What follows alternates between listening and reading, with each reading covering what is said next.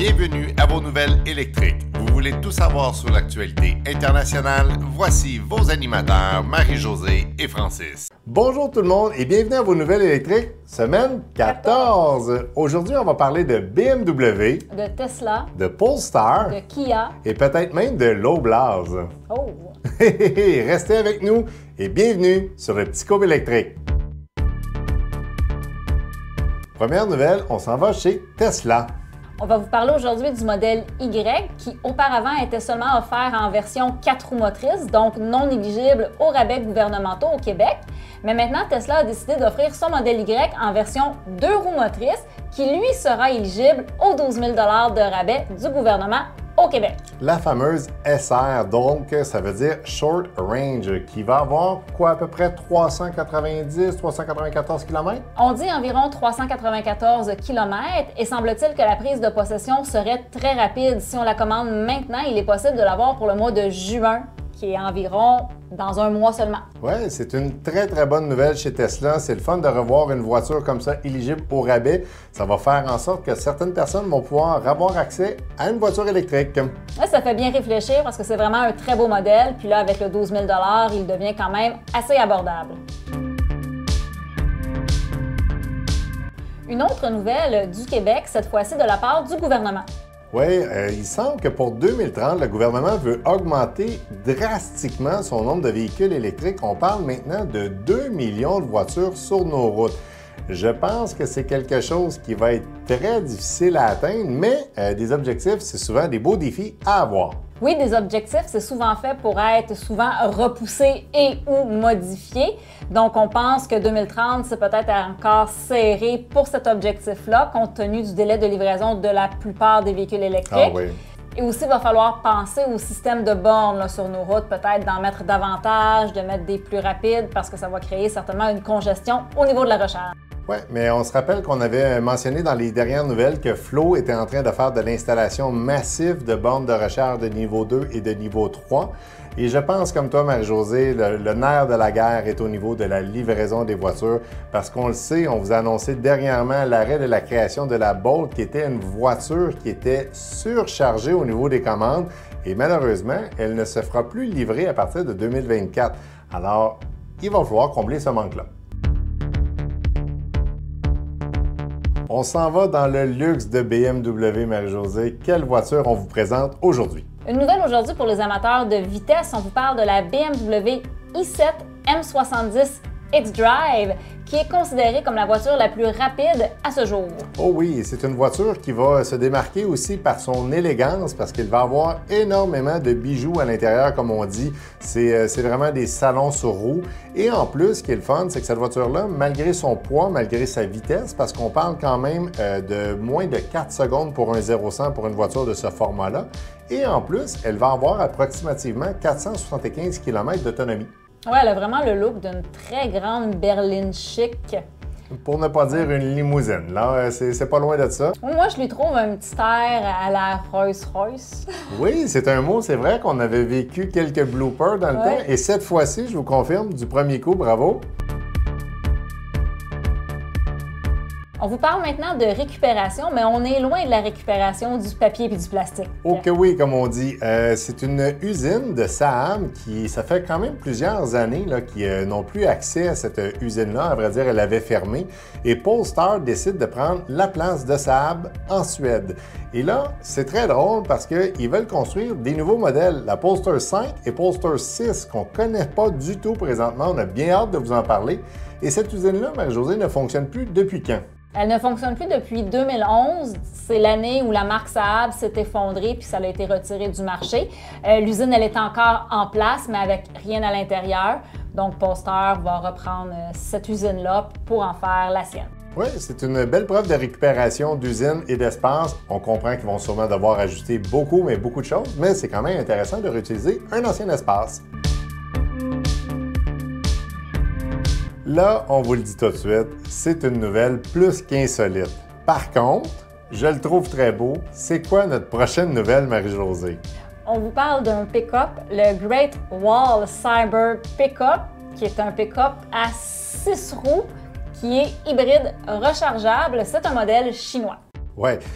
Puis là, on l'a mis dans nos nouvelles juste parce que c'était un petit sourire, parce que moi, je trouve en plus qu'ils ont pris un nom très similaire à Tesla pour le Cybertruck.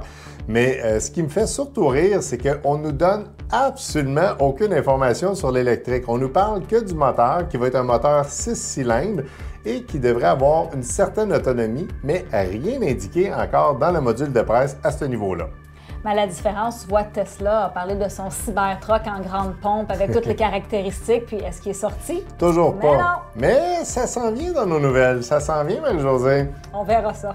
Et en passant, je ne me rappelle pas si on l'a mentionné, mais c'est un 6 roues motrices, quelque chose qui est fort utilisable en grande ville comme à Montréal, à Paris. Ça va être très pratique à stationner. Il faut avoir un bon budget de pneus aussi. Ah, puis peut-être même d'essence, selon moi. Mais justement, vu que tu parles du Cybertruck, Marie-Josée, est-ce qu'on a des nouvelles du Cybertruck? Mais semble-t-il qu'il serait en production et des photos le prouveraient. À l'ère où tout peut se modifier avec les fake news sur Internet, est-ce que c'est juste un coup de pub? Est-ce qu'il est vraiment en production? On a très peu de détails pour le moment. Oui, mais on va juste faire un petit retour. On a lu dernièrement, moi j'ai été très impressionné de ça. Je ne sais pas si vous le savez, mais présentement dans le monde entier, il y aurait plus de 2 millions de commandes du Cybertruck. Et en plus, sur ces 2 millions de commandes-là, ça serait très axé au niveau de l'Europe et du Canada.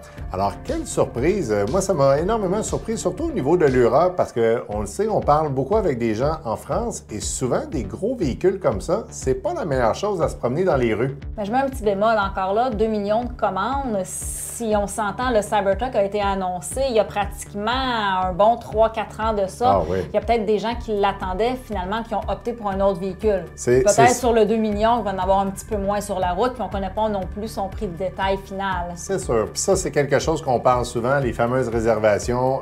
On est comme ça aussi, on a réservé des véhicules. Malheureusement, il y a du bon, il y a du négatif là-dedans, parce que d'aller réserver un véhicule avec un dépôt de 100 ou de 200 $, mais souvent, les gens vont être plus portés à aller déposer une réservation. Mais si on mettait ça à 1000, 2000, 3000 $, selon moi, les carnets de commande seraient beaucoup moins élevés. On vous parle maintenant d'épicerie, plutôt de livraison d'épicerie. Au Québec, on a l'Oblast qui détient les supermarchés Maxi et Provigo qui se sont dotés d'un premier camion 100% électrique pour la livraison dans le Grand Montréal. Oui, le Freightliner, que là, c'est moi qui ai un petit peu de difficulté à prononcer ça, qui va avoir quand même 370 km d'autonomie avec une charge quand même de 37 000 kg à l'arrière. C'est énorme. Et là, c'est sûr que ce qui est écrit dans l'article, c'est dans les meilleures conditions. On parle de l'été, pas l'hiver. Mais quand même, pour ce catégorie de véhicules-là, moi, je trouve que c'est très bien. Oui, puis au niveau de la recharge, on sait que le temps est important aujourd'hui. On parle d'environ 90 minutes pour aller chercher un 80 % de recharge. Oui, puis peut-être que les fameuses bornes de Sylvain Juteau de 40 kW pourraient être déposées chez l'Oblast, à voir. Et si ça l'arrive, j'aimerais bien ça qu'on soit invité pour l'inauguration. Certainement. Maintenant, on vous parle d'une association entre Honda et Sony. On parle-tu d'un nouveau PlayStation ici qui va être directement dans une Honda? Ben non. Bon, alors ça veut dire que c'est une voiture, c'est une nouvelle marque qui va être créée, qui va s'appeler la Afela. C'est une voiture qui va être sur des grosses bases, évidemment, de Honda. Et Sony, d'après ce qu'on comprend, c'est qu'elle va fournir, évidemment, toute la technologie à l'intérieur du véhicule. On n'a pas beaucoup d'informations, on sait juste que c'est une voiture qui devrait être partout en Amérique du Nord, en Europe, etc. C'est quand même un modèle d'une berline équivalent d'une Accord, si on veut comparer un petit peu. Une voiture avec un look qu'il va peut-être falloir s'habituer, avec, je trouve, certaines choses à l'intérieur de la modèle S aussi au niveau du volant qui n'est pas entièrement rond. Alors, à voir si ça va fonctionner ou non. Un petit look aussi peut-être à la Ioniq 6 là, qui vient tout juste d'arriver sur nos routes. Oui, on en a vu une dernièrement justement sur la route. C'est vraiment un beau modèle. C'est différent. Oui, c'est très différent, mais je pense qu'on va s'habituer quand même très rapidement à ce genre de look-là. On s'en va maintenant chez Kia avec un nouveau VUS. Oui, on vous parle du EV9, qui est le nouveau petit VUS 3 rangées de Kia, qui offrira environ 500 km d'autonomie. On dit même peut-être plus que 500 km d'autonomie avec le modèle à propulsion. Oui, c'est sûr que quand on parle d'une traction intégrale ou 4 roues motrices, ça diminue beaucoup. Dans ce cas-là, on parle énormément de la fameuse propulsion. Alors, on va se fier sur les chiffres qu'on a actuellement. C'est un véhicule qui ressemble à un Kia. C'est pas un modèle qui va sortir de l'ordinaire. Un 3 rangées quand même important comme grandeur. Et est-ce qu'on a des nouvelles un peu sur la recharge, la vitesse de recharge? Semble-t-il que la recharge sera très rapide pour ce modèle-là pour atteindre le fameux 80% de charge. Bien hâte de voir ça sur nos routes. On fait maintenant un retour sur la Gigafactory de Volkswagen qui peut-être pouvait s'implanter au Québec. Finalement, j'imagine, suite à plusieurs appels d'offres, c'est en Ontario qu'elle sera érigée. Oui, mais c'est quand même intéressant qu'on garde ça au Canada. 7 milliards de dollars qui vont être investis sur 10 ans pour cette fameuse grosse usine à batterie. Je pense que c'est vraiment intéressant parce qu'en plus, il va y avoir une création de quand même 3000 emplois. Ce qu'on nous dit, ça ne sera pas 3000 emplois jour 1, mais quand même échelonné sur quelques années, mais fort intéressant pour l'Ontario. On va suivre cette nouvelle-là et on vous tient informé. Ouais, puis si c'est pas trop loin, on ira visiter. Allons faire un petit tour chez nos cousins en Europe. On vous parle de la Peugeot E2008 qui va faire peau neuve et qui offrira environ 400 km d'autonomie, soit environ une cinquantaine de plus que son modèle précédent. Oui, c'est une bonne nouvelle parce qu'on le sait, les gens adorent avoir de plus en plus d'autonomie, quand même à un prix raisonnable. On va vous revenir parce que malheureusement, c'est toute l'information qu'on a pour aujourd'hui sur cette belle Peugeot-là, mais quand même, c'est une super belle annonce. Il y a beaucoup de concurrence dans le monde des véhicules électriques et quand un décide de baisser ses prix, mais ça ne fait pas nécessairement l'affaire de tous. Non, le PDG de Ford, Jim Farley, a fait un article en disant que c'était négatif. Par contre, nous, du côté consommateur, je pense qu'on trouve que c'est positif parce qu'une guerre de prix fait en sorte que justement, les autres véhicules et les autres commerçants vont s'ajuster.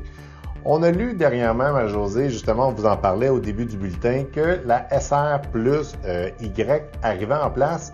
On a compris aussi que la Mach-E a été obligée de descendre son prix à cause de ce véhicule-là. Oui, c'est deux modèles qui se ressemblent un peu avec les mêmes caractéristiques, le même look. Donc, la Mach-E a dû baisser son prix étant donné que le modèle Tesla Y a vu aussi son prix baisser de beaucoup.